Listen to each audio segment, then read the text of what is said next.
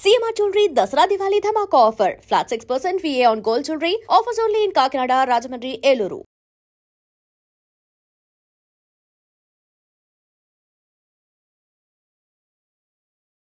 ఏదైనా ప్రయత్నంగా వెనకాతల బ్యాక్గ్రౌండ్ నుండి ముందుకు తోసి నడిపించి పరిగెత్తించినా కూడా ఆ పరుగు ఎక్కడో ఒకటి ఆగిపోతుంది. అవును సార్. ప్రతిభ లేకపోతే ప్రతిభ లేని పరుగు కొనసాగదు.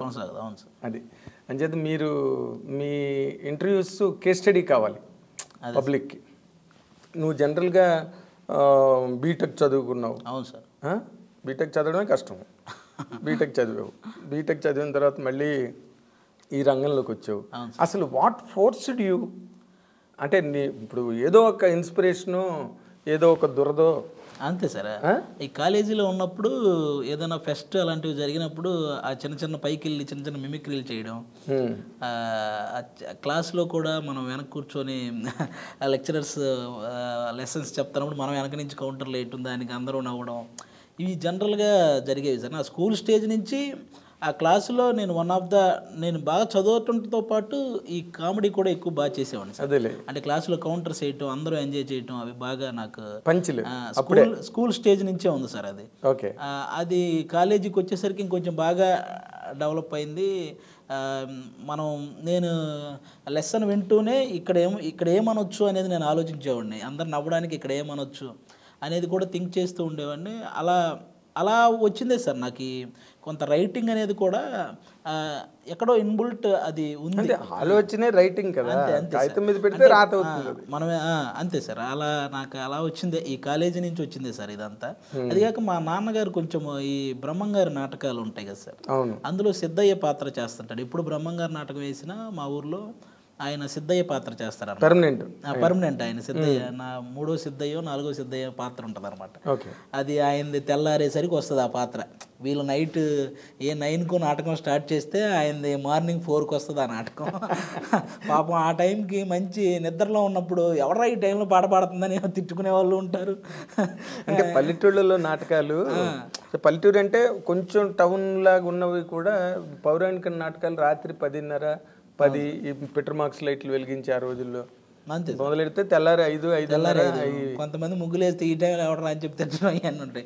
ఆయనేమో పాపం ఎప్పుడు మీరేమో 9ంటికి స్టార్ట్ చేస్తారు, నాది వచ్చేసరికి 4 అవుద్ది, అందరు నన్ను తిట్టుకుంటుంటారు ఈ టైంలో ఎవడరా పడుతుందని అని ఈ స్టైల్ ఉండేది సార్. ఆయనకి ఉండేది, నాకు ఇట్లా నాటకాలు వేసే ఇది నాకు ఉంది కదా, మా ఇంట్లో ఎవడికి వస్తుందా అని అనుకున్నాడు. అది తెలియకుండా ఎక్కడో మనం అటు తిరిగి ఇందులోకే రావడం జరిగింది. అంటే నువ్వు ఇప్పుడు ఏ తల్లిదండ్రులైనా వాళ్ళు ఎలాంటి పనులు చేసినప్పటికీ కూడా కష్టపడినా నష్టపడినా పిల్లలు చదువుకుని జీవితంలో స్థిరపడి హాయిగా నెలసరికి జీతం వచ్చి సుఖవంతంగా ఉండాలని కోరుకుంటారు తల్లిదండ్రులు. మరి నువ్వు ఇలాంటి ఈ వ్యవహారాలు నడపడానికి మీ నాన్నగారు ఒప్పుకున్నారా? అయ్యో, స్టార్టింగ్లో నిజంగానే చాలా బాధపడ్డారు సార్. అంటే మనం బీటెక్ చదివి నాకు 80% సార్ బీటెక్లో. రైట్, గుడ్ డిస్టింక్షన్ అన్నమాట. నేను ఒక చిన్న కంపెనీలో కొన్ని రోజులు జాబ్ చేశాను సార్. కొన్ని రోజులు జాబ్ చేస్తున్నాను, మనకు మంత్లీ కొంత శాలరీ వస్తుంది. కాకపోతే ఏమైందంటే సార్, మన ఫ్యామిలీలో ముగ్గురిని చదివించడానికి నాకు 2 అన్నదమ్ములు సార్. మా 2 అన్నయ్యలు ఉన్నారు సార్. నేను లాస్ట్. ముగ్గురిని చదివించడానికి మాకు చాలా ఖర్చు అయిపోయింది. అంటే ఒక 20 లక్షల వరకు. ఏం చదివారు వాళ్ళు? వాళ్ళు కూడా ఒకడు డిగ్రీ కంప్లీట్ చేశాడు, ఇంకొకడు డిగ్రీ కంప్లీట్ చేశాడు. మా హాస్టల్ ఖర్చులని మనకి ఆ టైంకి బాగా ముగ్గురు మీద ఫీజులని, హాస్టల్ ఖర్చులని ఇలా మొత్తంగా ఒక 20 lakhs వరకు ఖర్చు అయింది సార్. ఇప్పుడు మనకి ఆ అప్పు తీర్చాలంటే నేను ఇక్కడ జాబ్ చేస్తున్నా, నాకు వచ్చి ఒక 20,000 వస్తే అవి ఎవడికో ఒకడికి ఇవ్వాల్సిన వడ్డీలకే అయిపోతుంది. నేను జాబ్ చేసిన సాటిస్ఫాక్షన్ నాకు ఉండట్లేదు. నీకు మిగలదు, ఇంటి దగ్గర మిగలదు. ఏంటిది, ఎంత ట్రై చేసినా మన దగ్గరే ఉండట్లేదు, నాకేమో చేసిన ఫీల్ రావట్లేదు అని చెప్పి మాకు ఒక 3 ఎకరాలు ఉంది సార్ అప్పుడు పొలం. అప్పట్లో ఆ 3 ఎకరాలు ఏం చేసామంటే, నాకు ముందు ఆ అప్పు అనేది మైండ్లో నుంచి పోవాలి, లేకపోతే నేను వర్క్ చేయలేను అని చెప్పి నేనే దగ్గరుండి ఫస్ట్ ఆ 3 ఎకరాలు అమ్మించేసాను సార్. నాకు ఇంక వేరే దారి తెలియలేదు. అదే వాళ్ళ గడిగడికి వచ్చి వడ్డీల కోసం రావడం, అప్పు తీర్చడం. ముందు నాకు జాబ్ సాటిస్ఫాక్షన్ లేదు సార్. లేదు. నేను అంటే ఇట్లా చేతికి రావడం, ఇంకోటి చేతికి పోవడం అనేది ఎక్కడ ఇంక మనం వర్క్ చేసిన సాటిస్ఫాక్షన్ కనీసం నేను ఇంట్లో వాళ్ళకి ఒకటి ఏదైనా చేయలేకపోతున్నానే ఒక బాధ. అందుకని నేను ఆ 3 ఎకరాలు అమ్మించి మొత్తం అప్పంతా తీర్చేసాను సార్ ఫస్ట్. ఓకే. అస్సలు ఒక్క జీరో మనకి అది మైండ్లో లేదు సార్. ఇంకా ఒప్పుకున్నారా అమ్మడానికి మీ అమ్మ నాన్న? నేను బలవంతంగా నేనే దగ్గరుండి ఒప్పించాను సార్. అది నేను ఎందుకంటే ఆస్తులు వదులుకోవడం అంటే ప్రాణాలు అంతే సార్. కానీ భూమి కానీ మాట పడ్డం అంటే ఇంకా ఎక్కువ సార్. అది దానికంటే కూడా ఒకరి దగ్గర మనం ఆ డబ్బు కోసం ఎవడో ఇంటి దగ్గరికి వచ్చి ఆ మాట పడ్డం ఇంకా అస్సలు తీసుకోలేము సార్ మనం. అందుకే నేనే ముందు అసలు అప్పంతా క్లియర్ చేసిన తర్వాత ఈ వెళ్ళి జాబ్ చేస్తుంటే నాకు ఒక చోట అలాగే కూర్చొని చేసే జాబ్ ఎందుకు నాకు ఎక్కలేదు. మనం అటు ఇటు తిరుగుతూ ఉంటాం, ఏదో ఒకటి చేస్తూ ఉంటాం. ఇదేంటి సైలెంట్గా వచ్చి మన పని ఇట్లా చేసుకుంటూ ఎవరితో మాట్లాడకుండా ఏంటిది అన్నట్లు అదే లోపల నాది ఒప్పుకోవట్లేదు సార్. అందుకని మీ చిన్నగా ఈ సాటర్డే సండే హాలిడే ఉంటుంది కదా సార్ సాఫ్ట్వేర్కి, మేము ఈ కృష్ణకాంత్ పార్క్కి వెళ్ళి ఫోన్లో చిన్న చిన్న షార్ట్ ఫిల్మ్స్ చేసేవాళ్ళం సార్. షార్ట్ ఫిల్మ్స్ మీన్స్ ఆ ఫోన్లోనే ఎంతవరకు వస్తే అంతవరకు తీసి అదే దాన్ని యూట్యూబ్లో పెట్టేయడం సార్. అలా ఈ అత్తారింటికి దారేది క్లైమాక్స్ అని ఒకటి, ఆ క్లైమాక్స్ని స్పూఫ్ చేస్తూ ఒకటి ఫోన్లో తీసి పెడితే అది బాగా చూశారు. అందులో మన జబర్దస్త్ అదిరే అభి అన్న ఒక మెసేజ్ పెట్టాడు సార్, హాయ్ బాగా చేసావు బ్రదరు ఒకసారి కలుద్దామని. అక్కడి నుంచి స్టార్ట్ అయింది సార్. అత్తారింటికి దారేది క్లైమాక్స్ అంటే మేము ఉన్నామని నమ్ము అదేనా? అది నాకు బాగా నచ్చిన సీన్ సార్. పవన్ కళ్యాణ్ గారిది చాలా సంవత్సరాల తర్వాత మళ్ళీ అంత ఎమోషన్ మనకు అప్పట్లో సుస్వాగతం క్లైమాక్స్ ఆయన ఎమోషన్ పండించిన విధానం చాలా బాగుంటది. ఆ తర్వాత మళ్ళీ ఆ range emotion పండించింది Attarintiki Daredi climax చాలా బాగుంటుంది సార్. అది పదే పదే చూసి దాన్ని ఏదో చేయాలి అని అది బాగా గుర్తుండిపోయా, దాన్ని ఏదో చెయ్యాలని అక్కడ అలా స్పూఫ్ చేయడం జరిగింది సార్. కానీ నేను ఒక మాట అడుగుతాను ఇక్కడ, అంత ఇమోషనల్ క్లైమాక్స్ని స్పూఫ్ చేయాలని అసలు ఎందుకు వచ్చింది ఐడియా? ఎక్కువ సార్లు చూసేసాను సార్. అది ఎక్కువ సార్లు చూసేసిన తర్వాత ఆ డైలాగ్స్ బై హార్ట్ అంటే ఇంక అట్లా బాగా గుర్తుండిపోయినాయి. వీటిని ఏదన్నా చూసినా దీన్ని ఇందులోకి మార్చాలి అన్న సెన్స్ నాకు కనపడేది సార్. అదొకటి. త్రివిక్రమ్ గారు సిరివెన్నెల గారి గురించి మాట్లాడింది నాకు బాగా నచ్చిన స్పీచ్ సార్. అది సిరివెన్నెల సీతారామ శాస్త్రి గారి గురించి త్రివిక్రమ్ గారు, నాకు ఈ అత్తారింటికి దారే సినిమా ఆ స్పీచ్ ఇవి నా ల్యాప్టాప్లో ఉండేవి సార్. ఇవి నా ల్యాప్టాప్లో నేను ఎక్కువ సార్లు చూశాను. అబ్బాయి ఆయన ఎలా మాట్లాడాడు ఎంత బాగా అని చెప్పి ఆయన స్పీచ్. అబ్బా చాలా రోజుల తర్వాత కళ్యాణ్ గారు ఎంత బాగా చేశారు క్లైమాక్స్ అని, ఈ సీను, ఇవి నేను పదే పదే పదే పదే చూసి అవి రెండు నా నోట్కి వచ్చేసినాయి సార్. ఏదో చెప్పు డైలాగ్. త్రివిక్రమ్ గారిది అయితే Pawan Kalyan dialogue, climax dialogue చెప్పు. అదే సార్, అది జనరల్గా నేను చాలా అంటే చాలా లెంగ్త్ ఉంటుంది సార్. నేను మార్చిన డైలాగ్ గుర్తొస్తుంది, అది చెప్తే బాగోదు. నేను యాక్చువల్గా మార్చిన డైలాగ్ ఉంటుంది కదా సార్, అది గుర్తొస్తుంది. కానీ అది దాన్ని మేము ఏం చేసామంటే మా హాస్టల్లో ఈ ఫుడ్ సరిగా ఉండేది కాదు. ఎక్కువ ఈ చపాతీ ఏదో పెట్టేవాళ్ళు, అది బాగుండేది కాదు. దీని మీదే చేయాలరా అని చెప్పి అప్పుడు ఆ చపాతీకి రిలేటెడ్ మార్చి ఇప్పటికీ ఒక చపాతీ తింటున్నాం అని స్టైల్లో, ఇప్పటికీ తినేటప్పుడు ఆ చపాతీలో ఒక మొక్క అని టైప్ దాన్ని అంతా మార్చి అలాగే ఉంచుతున్నాం అత్తయ్య అని దాన్ని ఇలా మార్చి చేయడం జరిగింది అనమాట. వాళ్ళ మీద, హాస్టల్ వాళ్ళ మీద కోపంతో. అలా దాన్ని ఆ రోజుల్లో అసలు మనం ఎవరో తెలియకుండానే 1 lakh వ్యూవర్షిప్ వచ్చింది సార్ దానికి. అసలు మనం ఎవరో తెలియకుండా ఊరకట్ల యూట్యూబ్లో ఎవరో తెలియదు. అట్లా ఈ జబర్దస్త్ అభి అన్న పరిచయం అవడం, అలా వాళ్ళ చిన్నగా దూరి, అంటే చిన్నగా దూరడం ఉండదు కదా ఇక్కడ ఉద్యోగం యువతలే. అవును సార్, అది వదిలేశాను. మానేసావా? అది కంప్లీట్గా మానేసాను సార్. ఇంకా నాకు ఇలా రెండిటి మీద నడిస్తే అవ్వదని అర్థమైంది సార్ నాకు. అసలు అప్పుడు ఆ టైంలో 2 స్టేజెస్. అవును సార్. ఒకటి మీ మదర్కి ఫాదర్కి, ఒకటే ల్యాండ్ అమ్మించావు. అవును సార్. అదో గుండెపోటు. తర్వాత ఉన్న ఉద్యోగం వదిలేసావు, మరో గుండెపోటు. నీకా సంపాదన లేదు, నువ్వేమవుతావో తెలీదు. అవును సార్. అసలు ఎట్లా నువ్వు ఎలా సమాధానం పరిచయం మీ పేరెంట్స్? అవును సార్, ఇక్కడ అదే చాలా పెద్ద ప్రాబ్లం వచ్చింది సార్. నేను వెళ్ళి అక్కడ వాళ్ళ దగ్గరికి వెళ్ళి అక్కడేమో ఆల్రెడీ ఫిక్స్ అయిపోయిన టీమ్ లీడర్లు, టీమ్ మెంబర్స్, అన్నపూర్ణ స్టూడియోలో కొన్ని 100 మంది ఆల్రెడీ అవకాశాల కోసం తిరుగుతున్న వాళ్ళు, వీళ్ళందరి మధ్యలో అసలు మనం నెట్టుకు రాగలమా అన్న ఇది కూడా వచ్చింది సార్. కానీ వన్స్ ఇంకా అది వదిలేసాము అన్న ఫిక్స్ అయిన తర్వాత మైండ్ ఇంకా ఎలాగైనా ఇందులోనే సక్సెస్ అవ్వాలని తెగ తిరిగేవాడిని సార్. చాలా రోజులు తిరిగాను. ఒక స్కిట్ మనల్ని పైకి ఎక్కిస్తే అది ఏంటంటే జనరల్గా సునీల్ గారు రిక్షాలో ఉంటారు, భీమవరం బుల్లోడు ప్రమోషన్కి వచ్చారు, ఆయన్ని నేను ఆ రిక్షాలో లాక్కొచ్చి దిగిపోవాలి. ఇది నేను చేసిన ఫస్ట్ స్కిట్ సార్, ఫస్ట్ ఎక్కిన స్టేజ్ సార్ అది. ఓకే. అది ఇట్లా మనం స్టాప్ చేసి చూసినా కూడా నేనని తెలియదు సార్, అలా ఉంటుంది ఆ ఎంట్రీ. ఇలా వచ్చి జిర్రని వెళ్ళిపోతాను అనమాట. నేను అప్పట్లో మనకు అదే చాలా ఎగ్జైట్మెంట్ కదా సార్.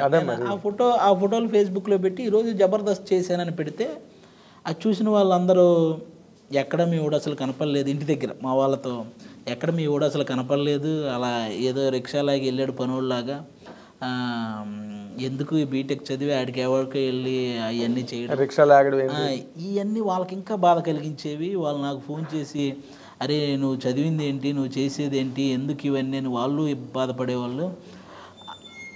ఇంకా నేను ఆల్మోస్ట్ ఒక 3-4 months అసలు ఇంక వాళ్ళ ఫోన్లు కానీ ఇంటి దగ్గరికి ఫోన్ చేయడం కానీ ఇవేమీ చేయలేదు సార్. నేను అస్సలు వాళ్ళకి ఎవరికి ఫోన్ చేయలేదు. ఎందుకంటే నాకు వాళ్ళ మాటల బాధ అనిపించి నేను ఇది కూడా వదిలేసుకుంటానేమో అన్న ఇదితో సార్, ఏది కాకుండా అయిపోద్దేమో అన్న ఇదితో నేను అసలు ఫోన్లు లిఫ్ట్ చేయలేదు సార్.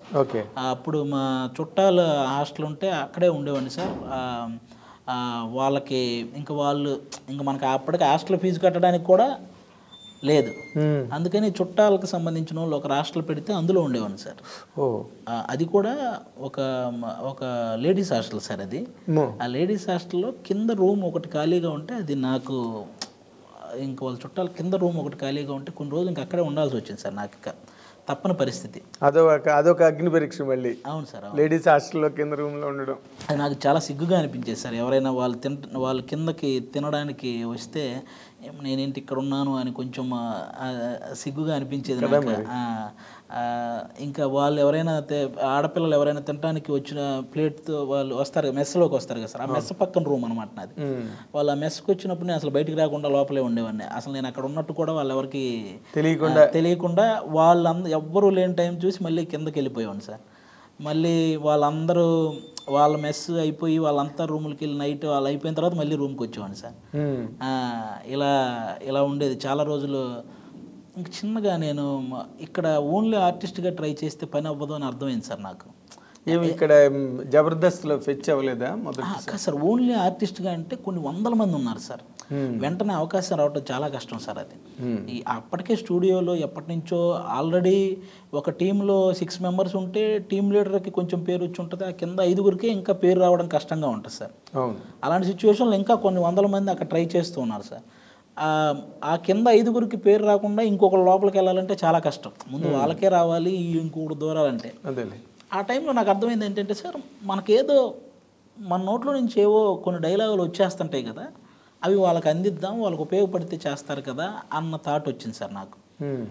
వాళ్ళు స్కిట్ చేస్తున్నప్పుడు నేను వింటూ ఉండేవాడిని సార్. అన్న మధ్యలో ఈ డైలాగ్ పడిద్దేమో చూడండి అని చెప్పేవాడిని సార్. అవి ఎక్కడో నచ్చేవి, ఒక్కొక్కటి నచ్చేది సార్. కొన్ని రోజులు ఒక్కొక్క డైలాగు 2 డైలాగులు ఇలా నచ్చేవి. ఆ తర్వాత వాళ్ళకు అనిపించింది ఒకసారి నువ్వే ఒక స్కిట్ అంతా రాయి చేద్దాం సరదాగా అని. ఆ రోజు అన్నకేదో మా అభి అన్నకేదో సాఫ్ట్వేర్ వర్క్ ఉండి ఆయన వెళ్ళిపోయాడు. ఆ రోజు ఒక స్కిట్ అంతా నేనే ప్రిపేర్ చేశాను సార్.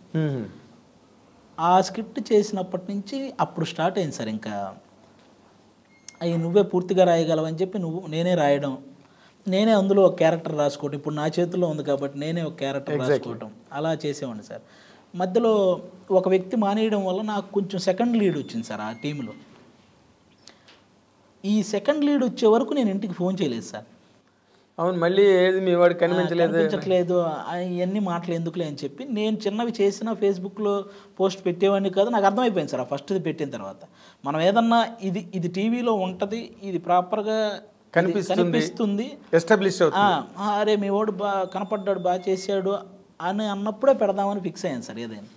అలా సెకండ్ లీడ్ వచ్చిన తర్వాత ఫస్ట్ టైం ఇంటికి ఫోన్ చేశాను, ఈరోజు చూడండి స్కిట్ అని ఒకసారి ఫేస్బుక్లో పోస్ట్ చేశాను ధైర్యంగా.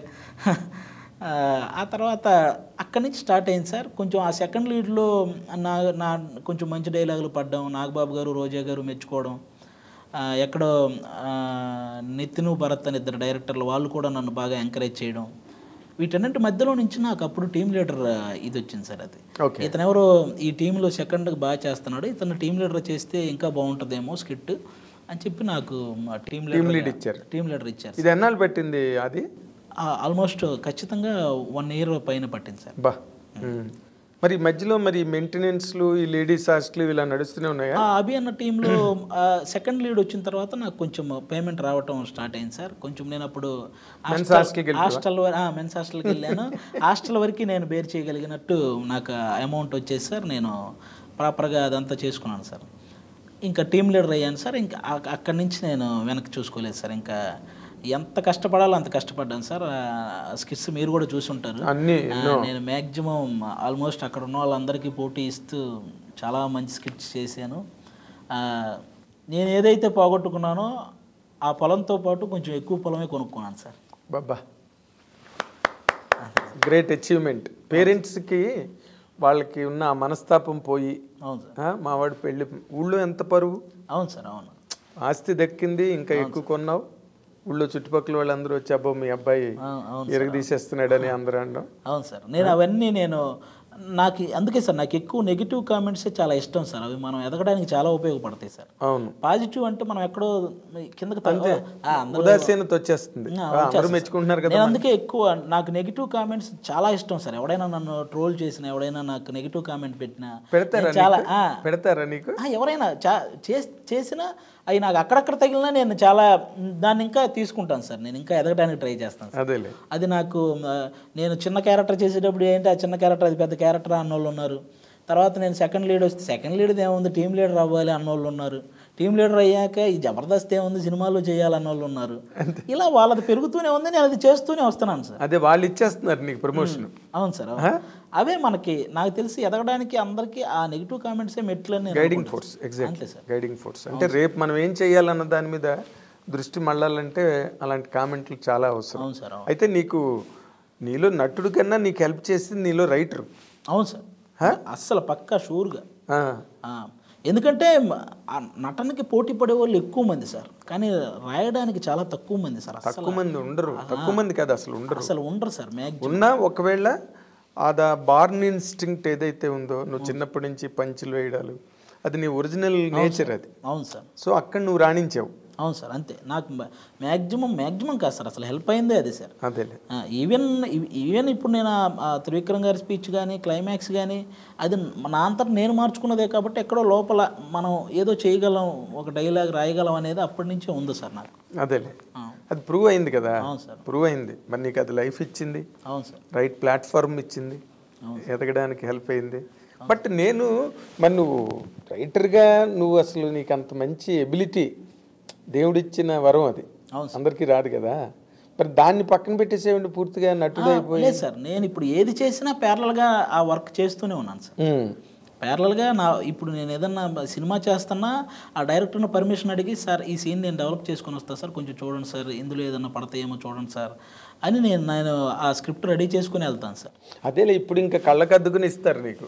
ఎందుకంటే నీకు ఒక ఇమేజ్ వచ్చింది, ఆ ఇమేజ్కి వాళ్ళకి ఒక పరమార్థం కనిపిస్తుంది కదా, సక్సెస్ అవుతుంది ఆది రాసుకుంటే అన్న ఒక నమ్మకం అందరికీ ఉన్నప్పుడు బాబు హాయిగా రాసుకోరని ఆయన అంటారు వెళ్ళి. అవును సార్, అందుకే మ్యాక్సిమం ప్రతి డైరెక్టర్ ఎంకరేజ్ చేస్తారు సార్. ఏదన్నా మనం రాసుకెళ్ళినా అది మన ఈ సినిమాలో ఈ సిచ్యువేషన్కి తగ్గట్టు ఇవి పడవ కానీ ఇది పడుద్ది అని చెప్పి ఆ డైలాగ్ తీసుకోవడం అలాంటివి ఎంకరేజ్ చేస్తారు. అది వాళ్ళకి కూడా సౌకర్యం కదా. అవును సార్, అడిషనల్గా ఆలోచించక్కర్లేదు. అవును సార్, నీ సీన్ గురించి అని. అలా నువ్వు రాసి బాగా సక్సెస్ అయిన సీన్స్ ఎక్కడున్నాయి? అది సార్ నాకు ధమాకా మూవీ నాకు మంచి సక్సెస్ ఇచ్చింది సార్. ఆల్మోస్ట్ అంటే అందులో ఓన్లీ ట్రాక్ నాది రావు రమేష్ గారిదే సార్. అది ప్రసన్నతో పాటు నేను కూడా కూర్చొని డెవలప్ చేసేవాడిని సార్ కొన్ని.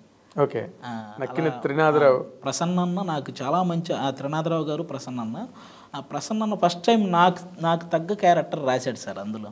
ఓకే, ఆ సినిమాలో ఓన్లీ కామెడీ ట్రాక్ మాదే ఉంటుంది సార్. సినిమా చూసిన ప్రతి ఒక్కరికి మంచి అప్లాజ్ ఇచ్చారు సార్. అది ఆల్మోస్ట్ 100 కోట్లు కలెక్ట్ చేసింది ఆ సినిమా. 100 crores క్లబ్ కదా. అవును సార్, అవును. నాకు అది ది బెస్ట్ సినిమా సార్. అలాగే తొలి ప్రేమ సినిమాలో వెంకీ అట్లూరి అన్న, అక్కడ కూడా వరుణ్ తేజ్ అన్నతో చేశాను సార్ లండన్లో. అక్కడ కూడా ఎప్పుడైనా నాకు ఏదన్నా అన్న ఈ డైలాగులు పడతాయేమో అంటే అందులో నుంచి ఇది పడుద్ది అది అని చెప్పి అన్న కూడా ఒకటి అలా ఎంకరేజ్ చేసేవాడు సార్. ఇప్పటికీ వెంకీ అన్న ఏ సినిమా చేసినా అందులో నేను ఉంటాను సార్. ఆయన ఫస్ట్ నుంచి ఒక సెంటిమెంట్. అదేలే, ఇప్పుడు మీలాంటి వాళ్ళు యూనిట్లో ఉంటే హెల్ప్ అవుతారు కదా. ఇప్పుడు ఏవిఎస్ కానీ ధర్మవరం సుబ్రహ్మణ్యం గారు కానీ వీళ్ళందరూ కూడా ఆ రోజుల్లో ఈవి సత్యనారాయణ గారికి వాళ్ళకి ఈ సీన్ డెవలప్మెంట్లో క్యారెక్టర్ ఇంప్రూవైజేషన్లో బాగా హెల్ప్ అయ్యేవారు. వాళ్ళని చేసుకోమనేవాడు ఈవి సత్యనారాయణ గారు. అలాగే ఇప్పుడు మీరు ఒక అడ్వాంటేజ్. అదే సార్. అంటే నేను అడుగుతున్నది ఏంటంటే ఒక కంప్లీట్గా ఒక సినిమాకి స్క్రిప్ట్గా డెవలప్ చేసి ఒక కథ ఒక అలాగా ఎందుకు నువ్వు చేయట్లేదు? అది నాకు తెలిసి అలాంటిది చేయాలంటే నేను మిగతావన్నీ ఆపేయాలి సార్. అది అది ఇప్పుడు అదర్వైజ్ చాలా బిజీగా ఉన్నావు. అవును సార్, అవును సార్. నటుడుగా మిగతావన్నీ ఆపేసి అది చేయాలంటే అంత దానికి ఒక టైం ఉంది అనుకుంటున్నాను సార్. అంతేలే. ఇప్పుడు మన బలగం వేణు కూడా అవును సార్ ఎప్పటి నుంచో స్ట్రగుల్ అయ్యి 9 ఏళ్ళు ఎంత పట్టుకు తెలియనట్టు ఆల్మోస్ట్ 9 years.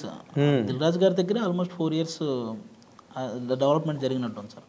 అంటే అవును, అది ఒక మంచి అవుట్పుట్ వచ్చేదాకా దాన్ని డెవలప్ చేసేసి అందుకే అంత మంచి రిజల్ట్ వచ్చింది సార్. మంచి రిజల్ట్ వచ్చింది. అసలు బలగం వేణు ఒక రికార్డ్ క్రియేట్ చేసి నెక్స్ట్ లెవెల్ సార్. అసలు ఎలాంటి డైరెక్టర్ అయినా మన ఇండస్ట్రీలో ఎలాంటి హీరో అయినా పొగిడే సబ్జెక్ట్ సార్ అది. అవును, చాలా బాగా తీసేవయ్యా అనిపించుకునే సబ్జెక్ట్ సార్. ఏకంగా మెగాస్టార్ చిరంజీవి గారే ఇంటికి పిలిచి అవును సార్ అంత మెచ్చుకుని. అవును సార్. అలాంటి ల్యాండ్ మార్క్ రావాలంటే అంత ఎఫర్ట్ కూడా పెట్టాలి సార్. ఆ మేరకు తక్కువ వదిలేసుకోవాలి కూడా. అవును sir. And for more videos, please subscribe to iDream. Please subscribe to iDream. Please subscribe iDream. And please subscribe to iDream. For more videos, subscribe to iDream. please like, share and subscribe to the channel. Congratulations, iDream. Subscribe to iDream. Subscribe to iDream. So subscribe to iDream Media. iDream ki iDream team andarki huge congratulations. Please subscribe iDream Media. Please subscribe to iDream. Subscribe iDream. Please subscribe to iDream. iDream అంటే నా కళల channel subscribe చేసుకున్న నోరు తిరుగుతలేదు, మీరైతే గంట గుర్తు కొట్టండి. For more such videos, please subscribe to iDream. Subscribe to iDream. Please subscribe to iDream. Please subscribe iDream Media. Please do subscribe to iDream. Please subscribe to iDream Media. For best entertainment and information, please subscribe iDream. And don't forget to subscribe to iDream.